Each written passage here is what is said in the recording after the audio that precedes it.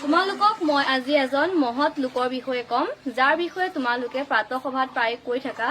সেই মহান ব্যক্তিজনৰ নাম হৈছে এপিজে আব্দুল কালাম। এপিজে আব্দুল কালামৰ জন্ম হৈছিল 1931 চনৰ 15 অক্টোবৰ তাৰিখে ৰামেশ্বৰম, তামিলনাডুত। তেওঁৰ পিতৃৰ নাম আছিলে জয়নাল আবেদিন আৰু মাতৃৰ নাম আছিলে আসিয়াম্মা। তেওঁৰ সম্পূৰ্ণ নাম হৈছে আবুল ফকিৰ জয়নাল আবেদিন আব্দুল কালাম। তেওঁ অতি মেধাসম্পন্ন আছিলে আৰু তেওঁ প্ৰাথমিক শিক্ষা আৰম্ভ কৰিছিলে ৰামেশ্বৰমৰ এখন প্ৰাথমিক বিদ্যালয়ত।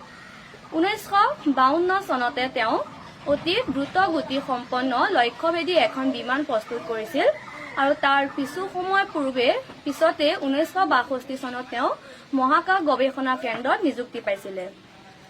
এপিজে আব্দুল কালামক মিছাইল মেন বুলিও কোৱা হয়, কিয়নো 1982 চনত ভাৰতৰ মিছাইল উন্নয়ন প্ৰকল্পৰ তেওঁ কাম কৰিবলৈ আগবাঢ়ি আহিছিলে। ইয়াৰ উপৰিও তেওঁ যিহেতু বহুতো মেধাসম্পন্ন প্ৰতিভাসম্পন্ন আছিলে, সেয়েহে তেওঁ বিভিন্ন বঁটা পাইছিলে। তাৰে ভিতৰত 1981 চনত পাইছিলে পদ্মভূষণ আৰু 1990 চনত পাইছিলে পদ্মবিভূষণ আৰু 1997 চনত পাইছিলে ভাৰত ৰত্ন।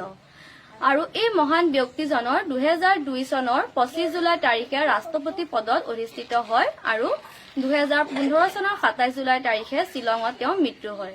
আৰু এই ব্যক্তিজনৰ বিষয়ে তোমালোকক মই দুটা বাণী কম। তেওঁ কৈ থৈ গৈছিলে যে সপোন সেইটো নহয় যিটো আমি শুই দেখো, সপোন হৈছে সেইটো যোনটো দেখাৰ বাবে বা সম্পূৰ্ণ কৰিবৰ বাবে আমাৰ ৰাতি টোপনি নাহে।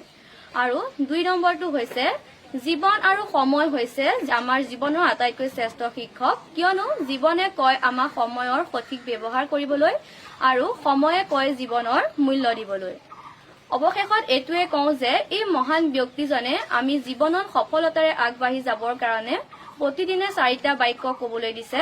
তাৰে প্ৰথম শব্দ লাইনটো হৈছে মই কৰিব পাৰো, 2 নম্বৰটো হৈছে মই শ্ৰেষ্ঠ, 3 নম্বৰটো হৈছে মোৰ লগত ঈশ্বৰ আছে আৰু 4 নম্বৰটো হৈছে মই জয়ী। ধন্যবাদ।